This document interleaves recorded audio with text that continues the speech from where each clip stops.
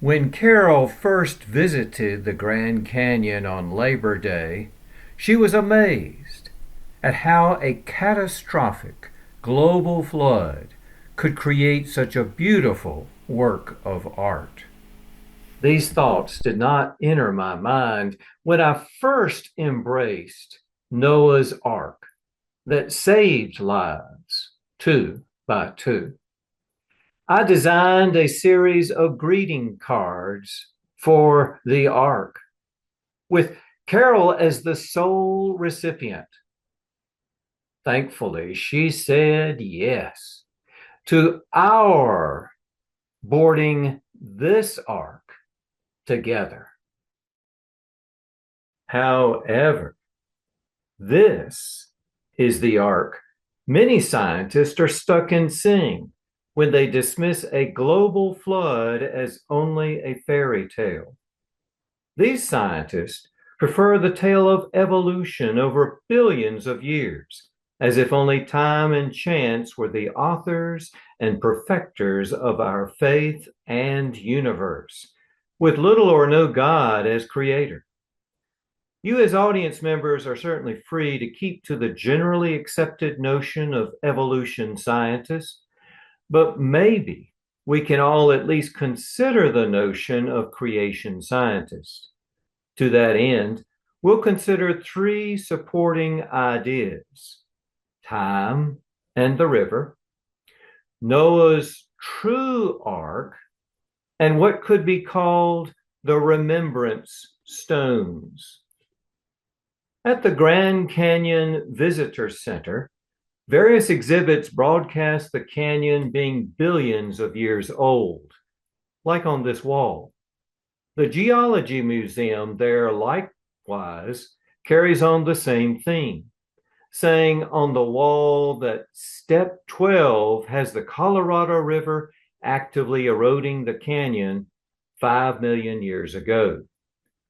Consider the river is 200 to 300 feet wide, and the canyon averages 10 miles or 53,000 feet wide.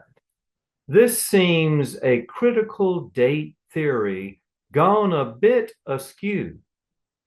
Scientists get headlines in the Times News saying that the universe began with a big bang 14 billion years ago. Then our sun is 4.6 billion years old. And then our ancestor is an upright ape 3 million years ago. Or more recently, a discovery of the ancestor 12 million years ago. Do we question enough such dates and such scientists? There are two types of scientists: the observational ones that discover vaccines and forecast the weather with actions we depend on, then the historical ones that discover time and chance in ways that many people depend on more so than God. As a matter of fact, there are hundreds of ancient legends of a devastating flood from cultures around the world, and many share details of a surviving family, like Noah's, that built a huge boat. Midway to the West Coast, my family took in the Ark Encounter over in Kentucky a few years ago. That replica is built to biblical dimensions with a slew of exhibits inside that all testify how life could have been preserved for a year's time with food, water, and housing for even juvenile-sized dinosaurs. Instead of a fairy tale, it makes a credible story.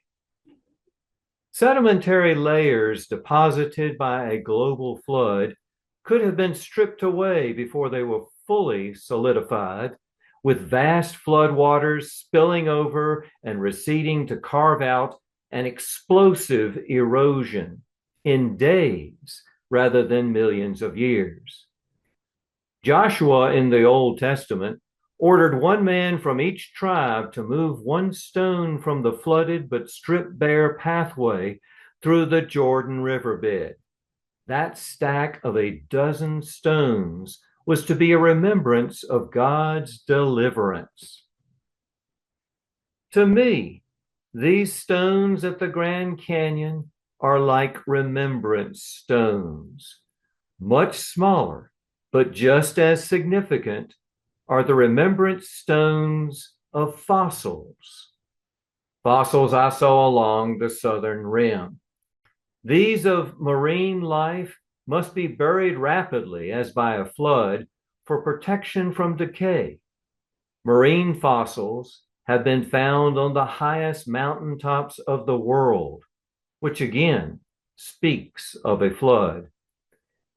I never did see a trilobite fossil, but I could easily get one off eBay. Evolutionists say these are 500 million years old because they are found in the oldest sedimentary layers. They had gills, a heart, a complex nervous system, and compound eyes. Evolutionists say all life forms began simply and became complex. But these trilobites began complex, and there are no transitional life forms for these or any other fossils. Consider how the time theory fails and how the ark holds up. And especially consider the beauty of creation in the remembrance stones.